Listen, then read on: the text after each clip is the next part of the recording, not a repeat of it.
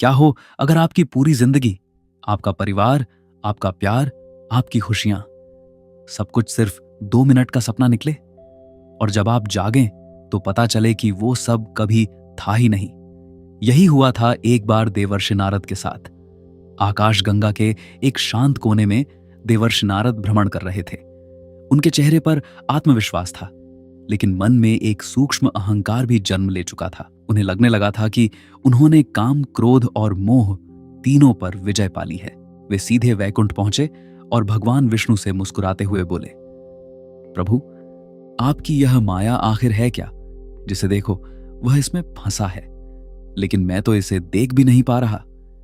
भगवान विष्णु बस हल्के से मुस्कुराए। उन्होंने कहा, नारद, माया को समझना शब्दों में संभव नहीं, उसे अनुभव करना पड़ता है। फिर उन्होंने धीरे से कहा, लेकिन पहले मुझे बहुत प्यास लगी है। क्या तुम उस पास बहती नदी से मेरे लिए एक लोटा जल ला सकते हो? नारद ने तुरंत कहा, नारायण नारायण, अभी लाता हूं प्रभु। नारद पृथ्वी पर पहुंचे। जैसे ही वे नदी के किनारे पहुंचे, उनकी नजर एक युवती पर पड़ी। वह इतनी सुंदर थी कि समय जैसे थम गया। नारद के हाथ से लोटा छूट गया और उसी पल उनकी स्मृति भी। वे भूल गए कि वे कौन हैं, क्यों आए हैं। बस एक ही चीज याद रही, वो युवती।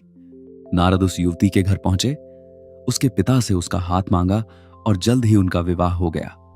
समय बीतता गया। देवर्षि नारद अब एक साधारण किसान बन चुके थे। उनके 3 बच्चे हुए।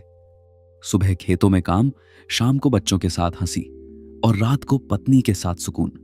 उन्हें लगने लगा, यही जीवन है, यही स्वर्ग है। धीरे धीरे 12 साल बीत गए। एक रात प्रकृति ने अपना भयानक रूप दिखाया। मूसलाधार बारिश और फिर भयंकर बाढ़। पूरा गांव पानी में डूब गया। नारद ने एक हाथ से पत्नी को पकड़ा और दूसरे हाथ से बच्चों को, लेकिन लहरें निर्दयी थीं।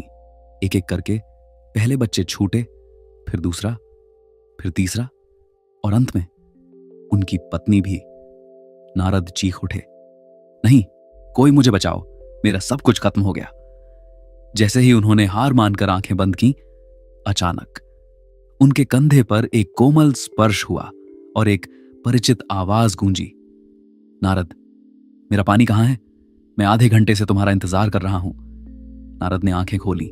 न कोई बाढ़, न पत्नी, न बच्चे। वे वहीं खड़े थे, नदी के किनारे, हाथ में वहीं लोटा। सूरज अभी भी वहीं था। केवल 2 मिनट बीते थे, लेकिन उन 2 मिनटों में उन्होंने 12 साल की पूरी जिंदगी जी ली थी। नारद मुनि कांप उठे, उनकी आंखों से आंसू बहने लगे। वे दौड़कर भगवान विष्णु के चरणों में गिर पड़े। अब उन्हें समझ आ चुका था, जिसे हम जीवन समझते हैं, वो ईश्वर की दृष्टि में सिर्फ एक पल का सपना है।